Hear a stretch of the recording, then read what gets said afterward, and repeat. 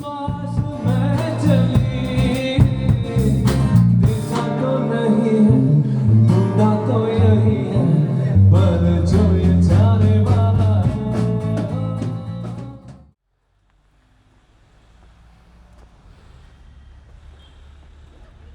Hello, नमस्ते। क्या हाल है आप सबके। मैं अमिताभ डबराल स्वागत करता हूं आपका अपने चैनल में और एक नए वीडियो में। जैसा कि आपने टाइटल में देख ही लिया होगा, इस वीडियो में हम घूमेंगे मनाली और ओल्ड मनाली। आसपास मंदिर हैं, वहां घूम के आपको दिखाते हैं। बने रहेगा अंत तक इस वीडियो के। आज मैं अकेला ही था, बाकी लोग काम करने पे लगे हुए थे अपना, क्योंकि आज मंडे था और उनका काम शुरू हो चुका था। तो सबको वहीं छोड़ के, काम करता हुआ छोड़ के, मैं निकल पड़ा घूमने। तो जो मेरा पहला स्टॉप था वो था हिडिंबा माता का मंदिर। जिन लोगों को नहीं पता, हिडिंबा माता महाबली भीम की पत्नी हैं। हिडिंबा माता को काली का स्वरूप मानते हैं और हिडिंबा मंदिर मनाली की सबसे मुख्य जगहों में से एक है घूमने के लिए। यहाँ जाकर सबसे पहले तो मुझे अपने यहाँ ताड़केश्वर की याद आई। आपने मेरे अमिताभ ब्लॉग 6 में देखा ही होगा ताड़केश्वर, वो भी देवदार के जंगलों से घिरा हुआ है। यहाँ भी वही सीन है। यहाँ पूरा देवदार का ही जंगल है और मंदिर उनके बीच में। बहुत ही सुंदर जगह है, देख के मन खुश हो जाता है। यहाँ के मंदिरों को बनाने में देवदार की लकड़ियों का बहुत ज़्यादा प्रयोग किया जाता है। लगभग पूरा ही मंदिर लकड़ियों से बना होता है, उत्तराखंड से बिल्कुल ही अलग शैली में। जैसे हमारे इधर के मंदिर में पत्थरों का यूज बहुत ज़्यादा होता है, तो यहाँ लकड़ियों का और खासकर देवदार की लकड़ियों का यूज बहुत ज़्यादा होता है। मैंने हिडिंबा माता के दर्शन किए, उसके बाद वहाँ प्रसाद बंट रहा था तो मैंने भी थोड़ा सा प्रसाद लिया। यह काफ़ी बड़ा मंदिर है और अंदर मूर्ति की फ़ोटो लेना मना है, तो मैं आपको ऐसे ही बता देता हूँ। माता की जो मूर्ति है ये एक पत्थर के नीचे बनी हुई, एक छोटी सी गुफा है उसके नीचे बनी हुई है।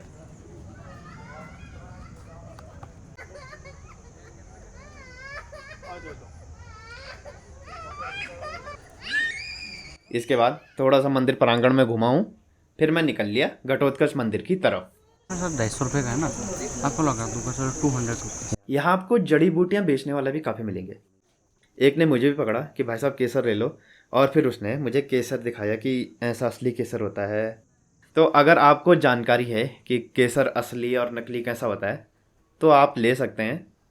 मुझे नहीं पता कि कैसा होता है तो मैंने नहीं लिया।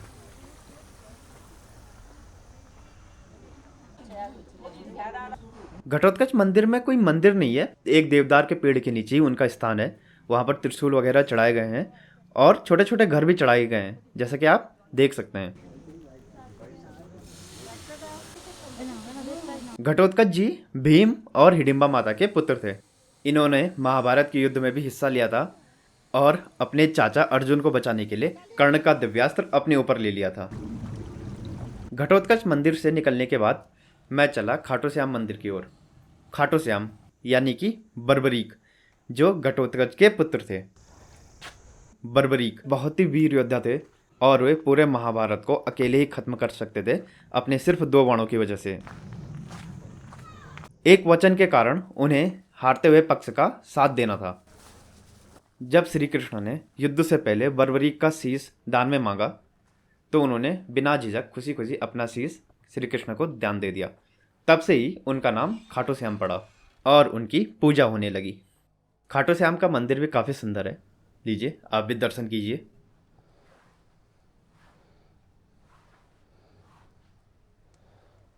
खाटू श्याम के दर्शन करने के बाद मैं ऐसे ही घूमते घामते नीचे की तरफ आने लगा और देवदार के जंगलों के बीच चला गया। खुद ही देखिए कितनी सुंदर जगह है। इस जगह पे ये जो छोटा सा सरोवर टाइप का दिख रहा है आपको, यहाँ पर लिखा हुआ है कि ये माता हिडिंबा यहाँ नहाने आती थी। उनका ये सरोवर था। उसके पास में जो पत्थर है उसकी पूजा होती है और उस पर चढ़ना मना है।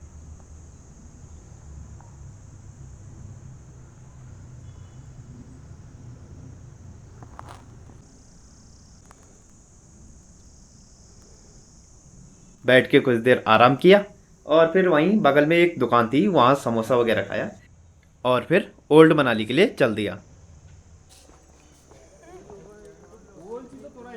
हिडिंबा माता के मंदिर के बगल से ही ओल्ड मनाली के लिए पैदल रास्ता जाता है।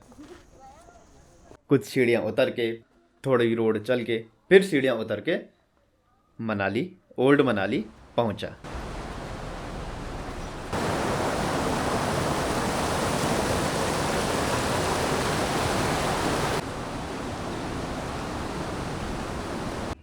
ओल्ड मनाली मार्केट बहुत ज़्यादा बड़ा तो नहीं है, लेकिन जितना भी है काफ़ी सुंदर है।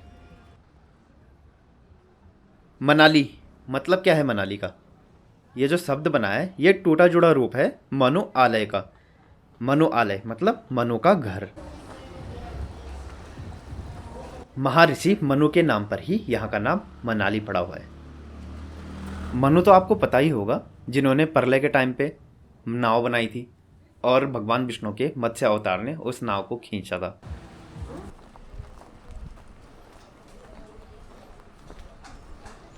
देखना मेरे को शॉल वगैरह देखना वापसी में करना ट्राई। 100 से स्टार्टिंग रेंज शॉल मिलेगा, आने के टाइम करना ट्राई। टेंपल दर्शन करके पहाड़ी वगैरह देखना, मंदिर दर्शन करके आएंगे मैम, करना ट्राई वापसी में। पहाड़ी देखना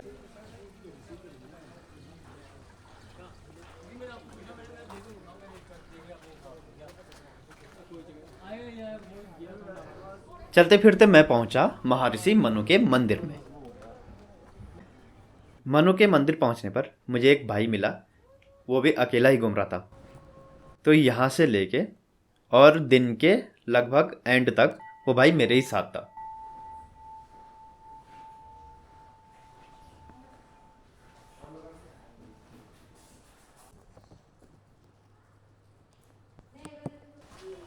मंदिर दर्शन के बाद फिर हम दोनों ने मिलकर पूरा ओल्ड मनाली घूमा और फिर निकल पड़े सियाली महादेव मंदिर की तरफ।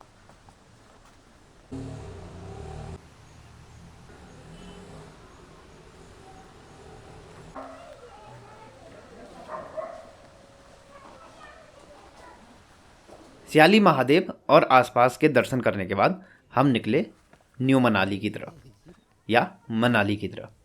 गांव के बीच से शॉर्टकट लिया गया और फिर पहुंचे हम मनाली मार्केट।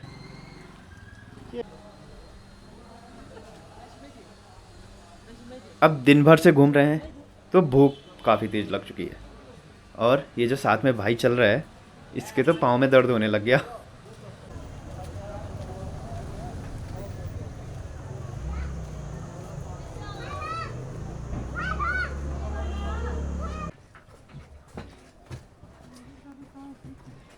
घूमते फिरते पूछते पाछते फाइनली हमें एक जगह मिली जहां हमने सोचा अब तो यहीं खाना खाया जाए।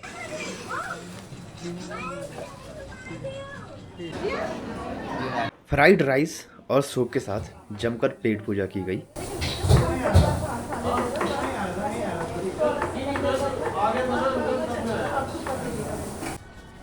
और अब जब पेट पूजा हो गई तब हमने सोचा कि चलो बचा हुआ मनाली भी घूम लिया जाए।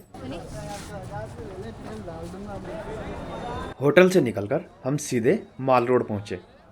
तब तक अंधेरा भी हो चुका था। मुझे मेरे साथ वालों का कॉल आया कि वो भी माल रोड ही आ रहे हैं, तो मैं वहाँ इंतज़ार करने लग गया। थोड़ी देर माल रोड घूमे, फिर मेरे दोस्त भी आ गए। जो उतनी देर से मेरे साथ भाई घूम रहा था उसने विदा ली और वह सोने के लिए चला गया। फिर हम मिलकर एक कैफ़े में गए और वहाँ जाके थोड़ी और पेट पूजा की, और इसी के साथ म्यूजिक का आनंद लेते हुए हमने अपना दिन ख़त्म किया। इसी साथ मैं भी आपसे विदा लेता हूँ। मिलूँगा आपसे नए व्लॉग में, तब तक के लिए धन्यवाद।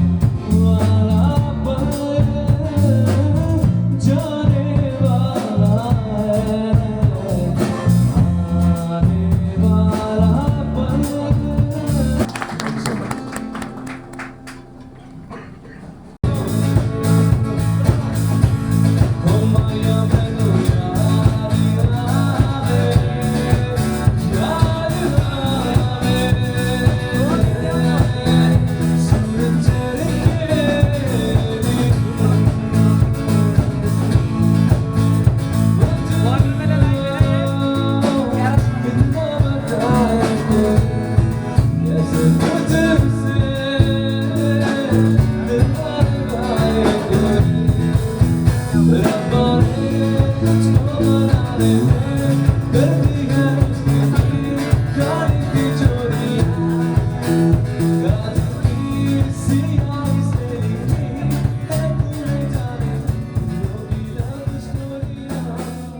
दरिया